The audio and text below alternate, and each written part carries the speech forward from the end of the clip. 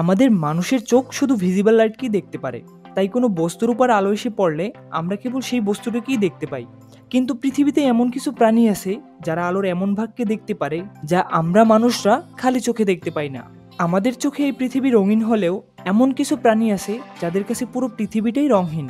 চলুন দেখে আসা যাক অন্য সব প্রাণীদের দৃষ্টিতে আমাদের পৃথিবীটা ঠিক কতটা সুন্দর। আমরা আলোর যেই ভাগটা দেখতে পাই সেটাকে বলে ভিজিবল লাইট, কিন্তু যে আলো আমাদের চোখ ধরতে পারে না সেখানেই রয়েছে অন্য এক দুনিয়া। শুনতে অবাক হলেও এটাই সত্যি। যেমন গরুর দৃষ্টিতে আমাদের পৃথিবীটা তাদের কাছে কিছুটা এরকম। আমরা যেমন রঙিন পৃথিবী দেখতে পাই, তার বদলে তারা কিছুটা রঙহীন পৃথিবী দেখতে পায়। এজন্যই বোধহয় গরু লাল রং দেখলে রেগে যায়। বিড়াল আমাদের কাছে কত আদুরে একটা প্রাণী, কিন্তু আমরা কি জানি বিড়ালদের কাছে আমরা কেমন দেখতে? বিড়াল লাল ও সবুজ কালারকে ডিটেক্ট করতে পারে না। বিড়ালরা সাধারণত ব্রাউন, ইয়েলো ও ব্লু শেডে এই দুনিয়া দেখে থাকে। এমনকি রাতের অন্ধকারে তারা মানুষের থেকেও 6 গুণ বেশি স্পষ্ট দেখতে পায়। আর এই জন্যই বিড়াল রাতের অন্ধকারেও চলাচল করতে পারে। আমরা সবাই পাখির চোখে কোনো দৃশ্য দেখতে পছন্দ করি, তবে পাখির চোখ দিয়ে আমাদের পৃথিবীটা কেমন সুন্দর। পাখির চোখ দিয়ে আমাদের পৃথিবীটা কিছুটা এরকম। এরা বেগুনি কালারকে বেশি দেখতে পায়, এমনকি এরা অনেক দূরের জিনিসও স্পষ্ট দেখতে পায়। আপনি জানলে অবাক হবেন, পাখিরা চলাচলের জন্য নেভিগেশন হিসেবে পৃথিবীর ম্যাগনেটিক ফিল্ডকে ব্যবহার করে। তবে পাখিদের মধ্যে সবথেকে তীক্ষ্ণ দৃষ্টি হচ্ছে ঈগলের। সে আমাদের মতো প্রায় সব ধরনের কালারকেই দেখতে পায়, এমনকি সে ইভিরেসকেও দেখতে পায়, যার ফলে মাটিতে থাকা ইঁদুরের ইউরেনকে ডিটেক্ট করে তাকে শিকার করে। এখন যদি মাছের কথা বলি, মাছ কিভাবে দেখতে পায়? মাছ তাদের চোখ প্রায় 360 ডিগ্রি অ্যাঙ্গেলে ঘুরিয়ে 360 ডিগ্রির বস্তুই দেখতে পায়। এমনকি তারা আমাদের মতো প্রায় সব ধরনের কালারকেই দেখতে পায়। তবে এমন একটা মাছও আছে যে সম্পূর্ণ ব্ল্যাক অ্যান্ড হোয়াইট দুনিয়ায় বসবাস করে, আর সেই মাছটি হলো সমুদ্রের ভয়ঙ্কর শার্ক। শার্ক কোনো কালারই দেখতে পায় না, তাই তার দৃষ্টিতে আমাদের পৃথিবী ব্ল্যাক অ্যান্ড হোয়াইট। সে তার পুরো জীবন রঙহীন দুনিয়ায় বসবাস করে।